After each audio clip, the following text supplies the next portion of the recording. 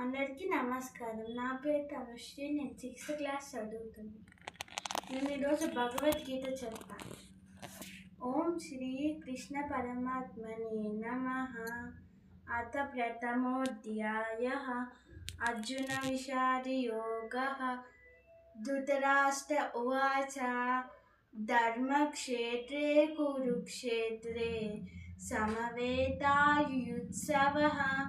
మామకాః పాండవశ్చైవ కిమకుర్వత సంజయ. సంజయ ఉవాచ దృష్ట్వా తు పాండవానీకం వ్యూఢం దుర్యోధనస్తదా ఆచార్యముపసంగమ్య రాజా వచనమబ్రవీత్.